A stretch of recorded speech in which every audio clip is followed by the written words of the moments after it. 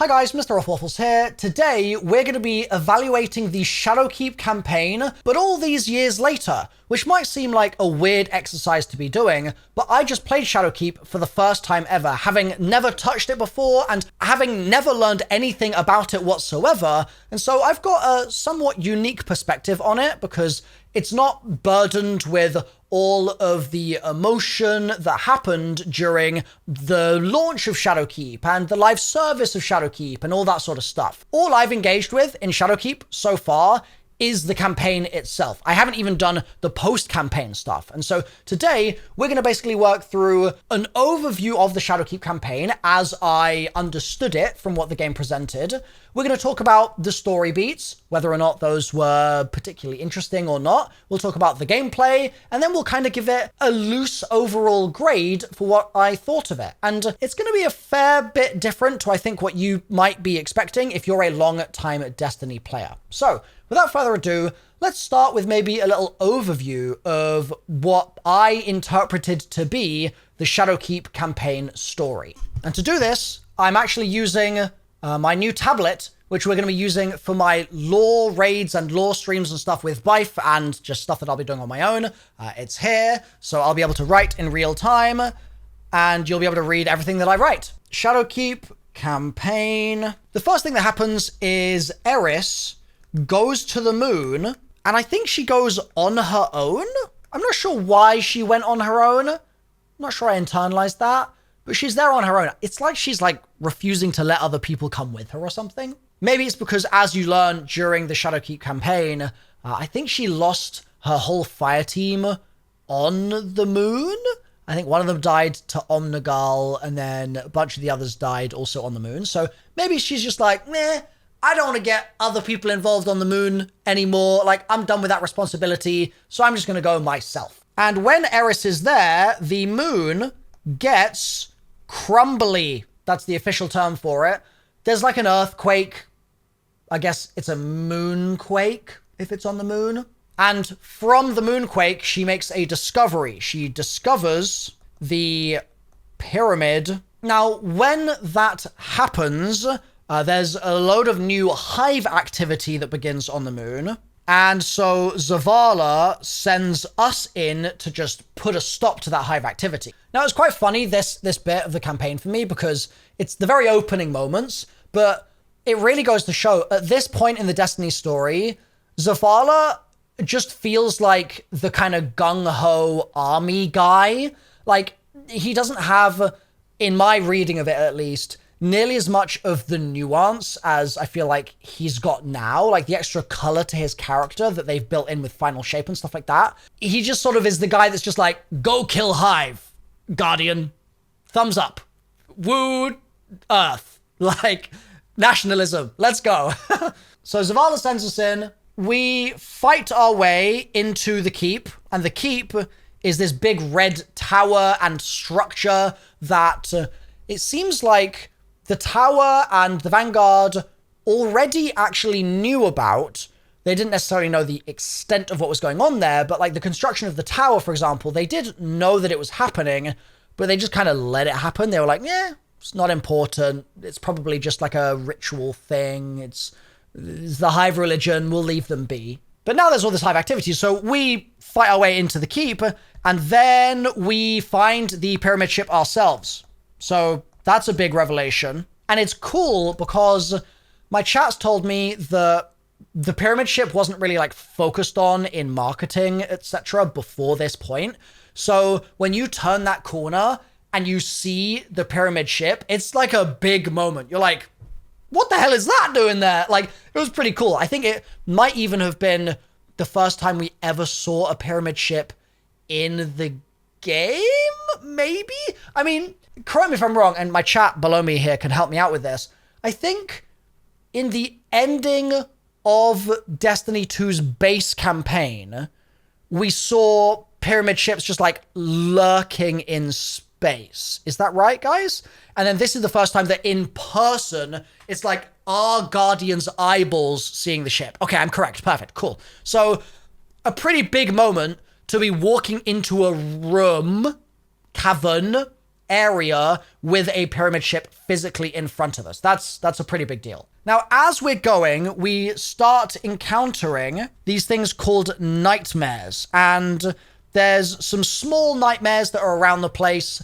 And then there are some big scary nightmares as well. So we see a nightmare of, I think, Crota, actually, as a kind of big, bad, scary boss in that area. And we can't kill it. Like, we're not powerful enough. Crota's gonna mess us up. And I think there's also a barrier to the pyramid in that area that prevents us from just going into the pyramid and leaving Crota there. And so we're in a bit of a sticky situation. And that's where Eris rescues us from Nightmare Crota. So that's kind of the first chunk, I guess, of the campaign. So let's just do a little dividing line there just to sort of make this a bit more human readable. I think the next thing that happens is you go to investigate a lot of the hive rituals that are happening because there's so much hive activity going on and you're sort of like, why? Like, what's the deal? And while that's all happening, we discover that the hive draw nightmares into their little hive portals and can avoid nightmare-y effects. Like, they're not subject to the hallucination element of the nightmares or whatever. They're not scared by them, at least. And that's obviously interesting for us, right? Because, like, we're being really thrown all over the place by the fact that these nightmares exist, but the hive are kind of chilling. So, big discovery that the hive are able to do that, and sadly, as we discover that, Omnigull, but specifically Nightmare Omnigull, ravages the camp where Eris is, and that's obviously not good news. She sort of tears through, lots of screaming, and so it becomes our mission to Nightmare hunt Omnigull. Now, my understanding of this is that Omnigull is Crota's wife, and Crota, my understanding of it again, is someone that we killed in Destiny 1. So she's understandably pretty mad that Crota's dead. And the nightmare version of her is a perfect thing to sort of surface here to spook our guardians. Probably also because Omnigull killed one of Eris's fire team. And so she's not to be trifled with. So we hunt Omnigull. It's all good. The Nightmare Omnigull actually gives us a little bit of essence, which is interesting. It's like, okay, interesting. Maybe we can do something good with that.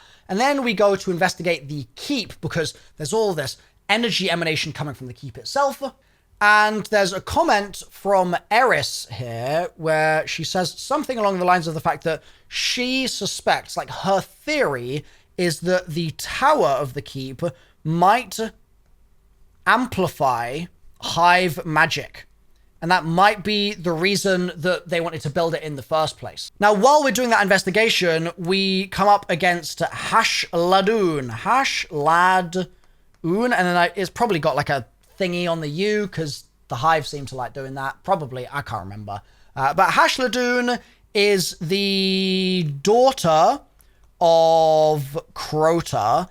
And it's really her. It's not just the nightmare version of her. It's the actual daughter of Crota. She starts baiting us because we come up against her, but then she sort of runs away. So she starts baiting us up to the top of the keep.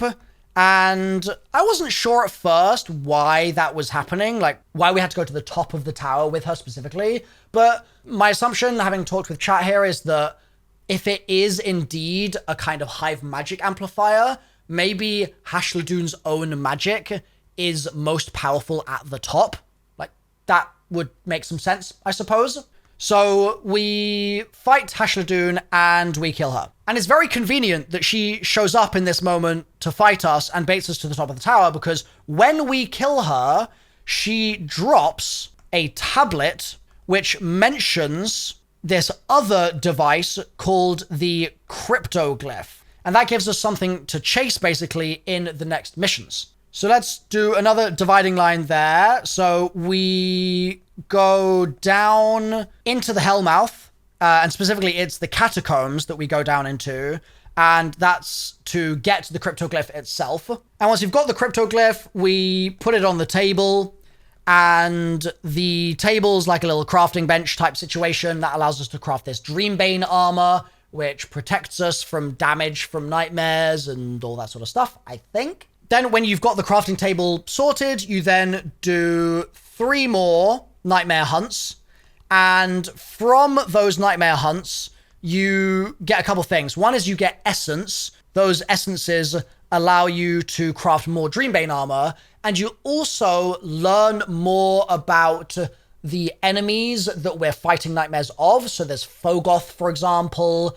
That's one of the ones that you need to take down. And Eris tells you a bit more about Fogoth when you do that. And that happens for all 3 of them. And I think as this is happening, you also learn a little bit more about Eris's fire team and the individual members of the fire team, because those fire team members basically start lingering around Eris in nightmare form.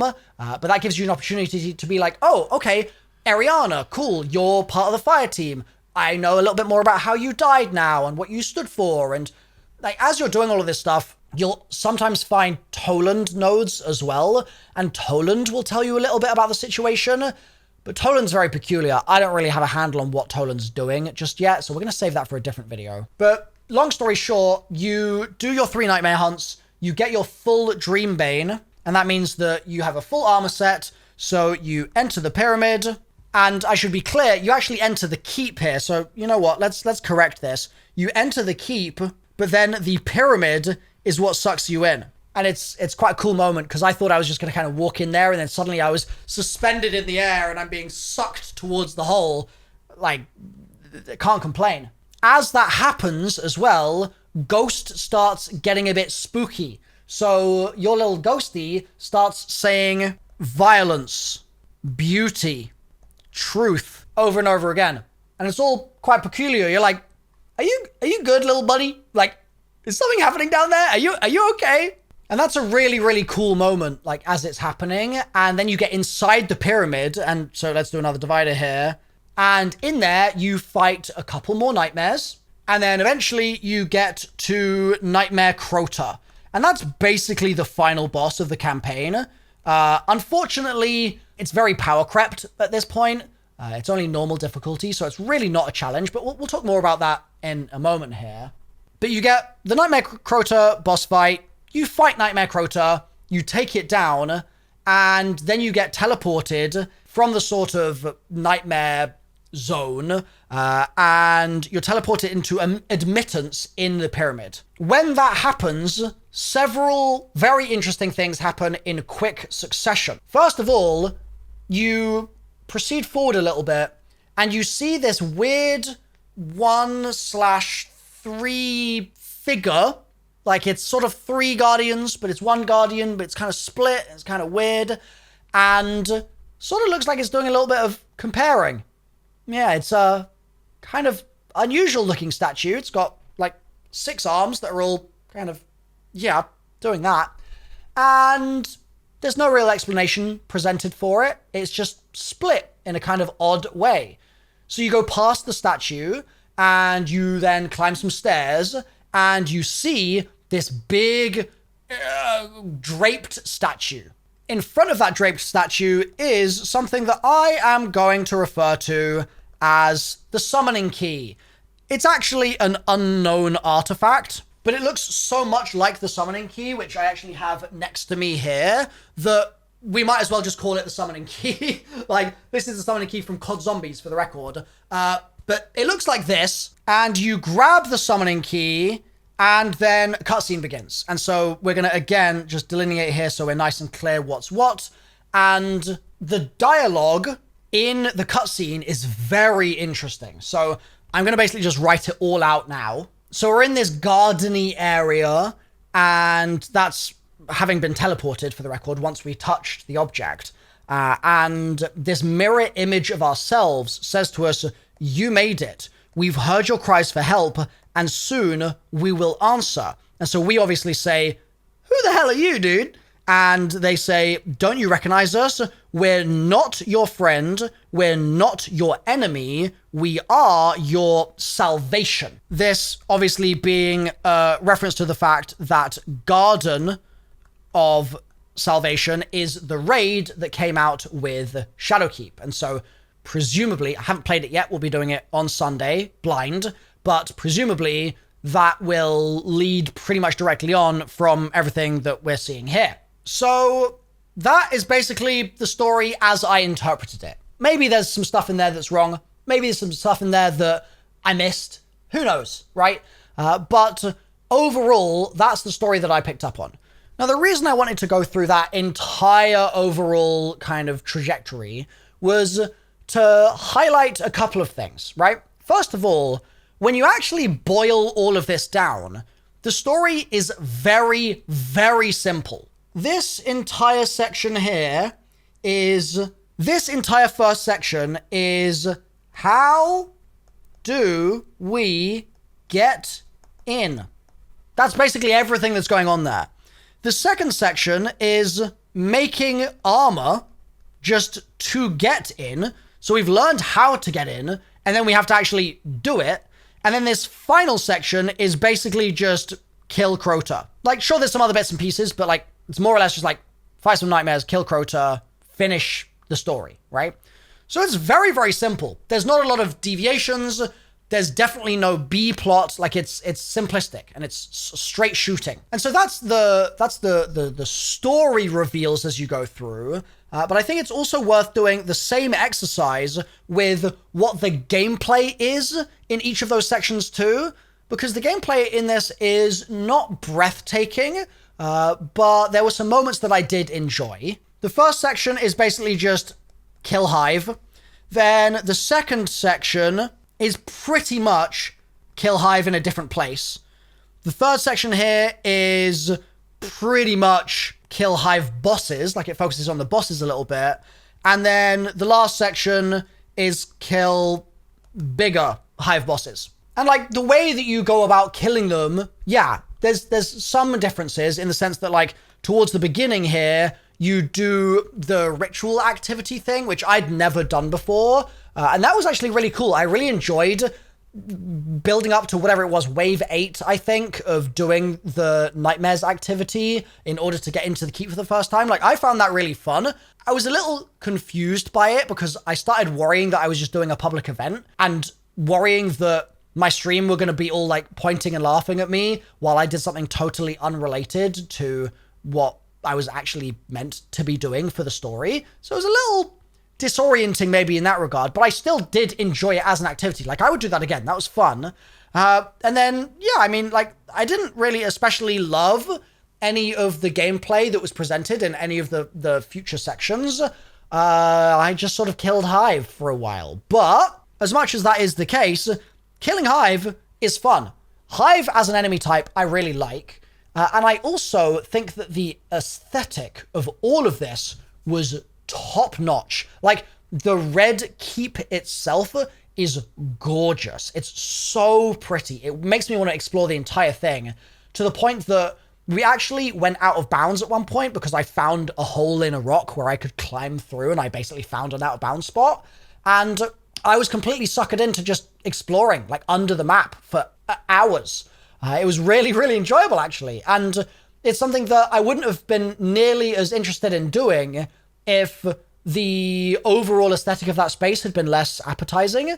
So aesthetically, so good. So let's maybe take a note of this here. So the gameplay was like, maybe, I don't know, like sort of dull, but maybe like a sort of 6 out of 10, something like that. Like, it was like, yeah, it was whatever, it was fine.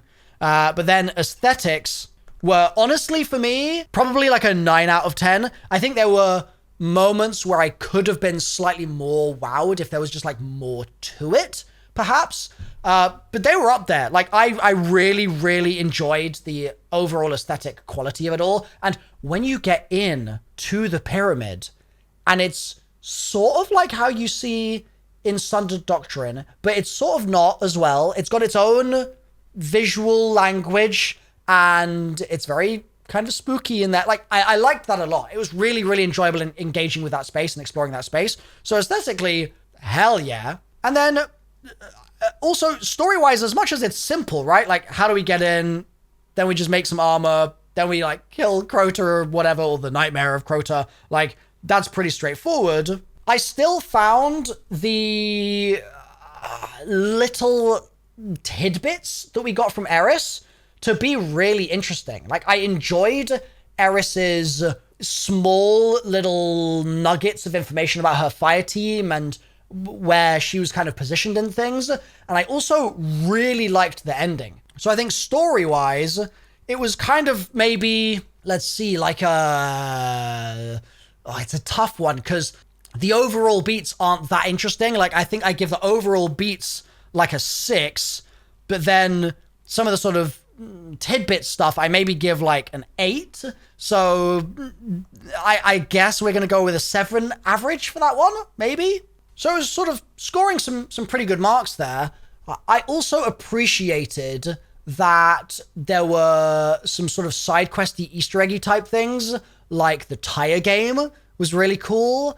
And then there was also a thing where I went in a room and I found like a bunny and it was weird. And then there was another room with like a cat and a cat that was meeting a bunny and it said I was missing something. Like, there was weird secrets like that. And as my chat is informing me here, those were added in Shadowkeep, I believe. And that's great, right? To get a lot of like little sort of secrets in a new location. Pretty cool. And as someone that was just focusing on the campaign, it meant that the campaign felt a bit more anchored to the rest of that world, because it was like, while I was doing the campaign, I then also was able to kind of get distracted and hunt for this bunny for a bit, or like whatever, right? So I liked the sort of side questy things, even though they weren't really side quests. So I'd give them like a decent sort of maybe a 7 out of 10 as well. Now, as I was sort of going through the campaign and giving my thoughts on it while I was playing, something quite interesting started happening, which is that I started seeing some contrast between chat's expectations of what I would think about Shadowkeep versus what I was actually witnessing in front of me. And I think, having talked about this with chat a little bit more, this comes from the following kind of place. So for a lot of the Destiny community, Shadowkeep had a lot of problems. Like, in hindsight, I think a lot of people look back on it and they aren't crazy into what happened that year. So a few examples of this that I can list off here that chat have told me about are, for example, that it had a buggy launch.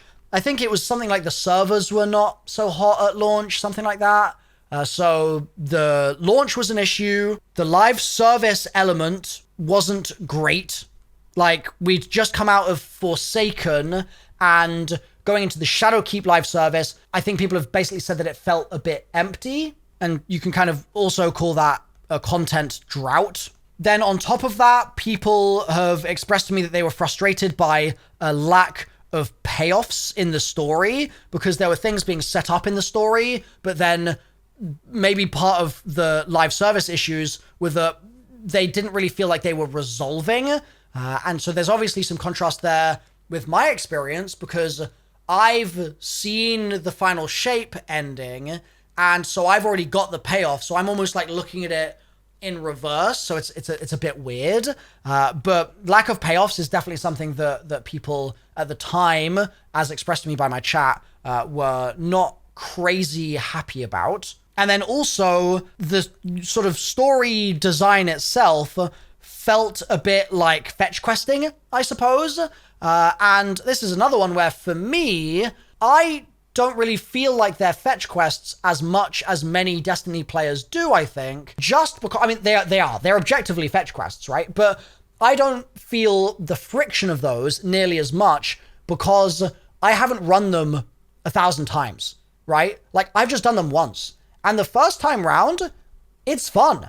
Like, doing what I guess is the strike, where you go up the tower and then you kill Omnigul, or is it Hashladoon? Oh god, I've forgotten now. It's Hashladoon.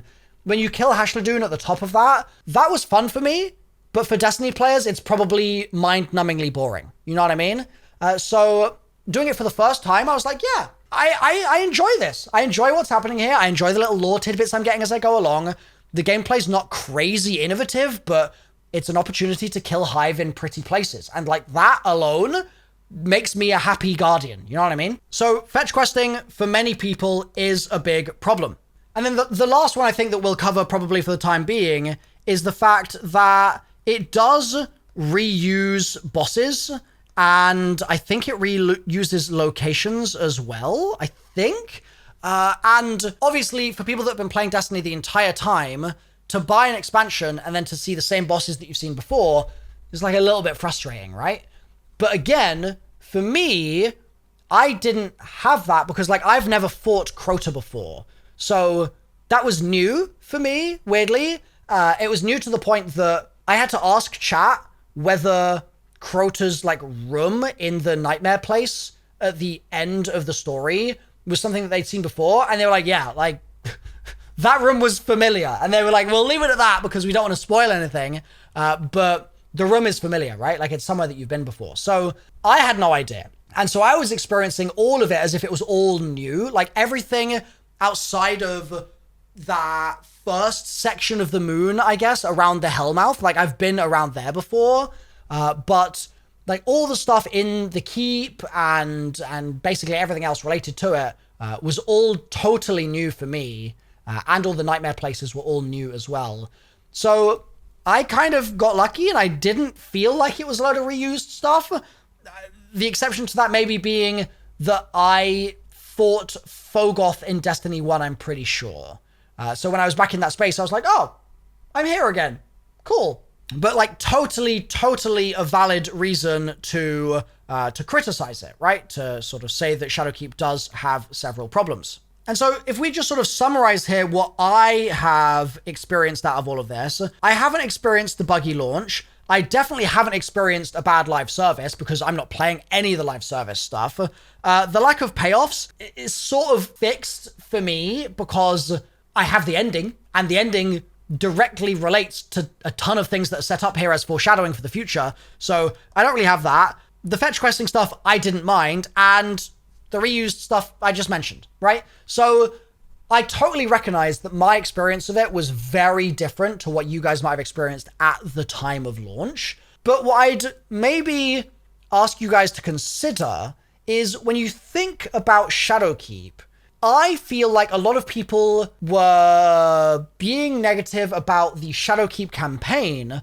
when actually some of these problems, not all of them, but some of these problems are not the campaign's fault. Like the buggy launch, obviously not the campaign's fault. The live service, not the campaign's fault. And then the lack of payoffs, even I would say as well, is sort of related to the live service, not really related to the campaign itself specifically, because like you've got to be able to set up things in Destiny campaigns in order for them to then be paid off with like with raids and with other updates and stuff like that. So I think that these first three are sort of not something that the campaign necessarily should have been able to fix or could have fixed. So I think it's basically these last two, the fetch questing and the reuse stuff, which I think are valid critiques. The nice thing is that for a new Guardian, these things don't matter nearly as much, right? They just don't matter nearly as much because you're seeing that stuff for the first time anyway. Like, I don't think I've fought Omnigul before. And so, my experience of the campaign overall, as I was sort of saying up here, averages out, I would say, to basically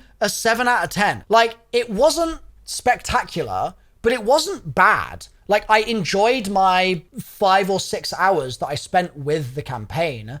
And, like, if I have to do it again on my other characters, which I believe I will, okay, cool. I get to listen to the Eris audio again. I get to kind of tap into what Toland is saying a bit more. And I think I'm going to have a good time with that, probably. So I'm a fan of Shadowkeep, despite the fact that people told me I would hate it and that it was, like, lower than mid and stuff like that. I thought it was good. I would probably say it was good. I'm not sure I would say it was great. The aesthetics were great. Like, that was great. And like some of the mysteries as well, just for the record, on the story front, I have so many things now that I want to dig into with the overall Shadowkeep expansion and lore that I had no interest in really prior to playing it. And that to me is the sign of a good story. And weirdly, like with Forsaken, I don't have those feelings because the Forsaken campaign isn't in the game. So I can't get any of that juicy stuff to get excited about. I just get Last Wish. And Last Wish is cool, but it's cool in a different way. Whereas this is like building up other stuff that I really want to dig into. So like, I really resonated with the story in Shadowkeep, and I want more, and that is a good sign. That's a sign of success, in my opinion, for a campaign. For a Destiny expansion, specifically, at least. So the plan now, basically, is to do a few things. The plan is to read all of the Last Wish lore, which I actually have on this device. That looks like this. And so just as I've been kind of scribbling all over the other canvas that I was working on just now, I'm going to go through and I'm going to annotate all of this stuff and like find as much kind of stuff to infer from it all as I can.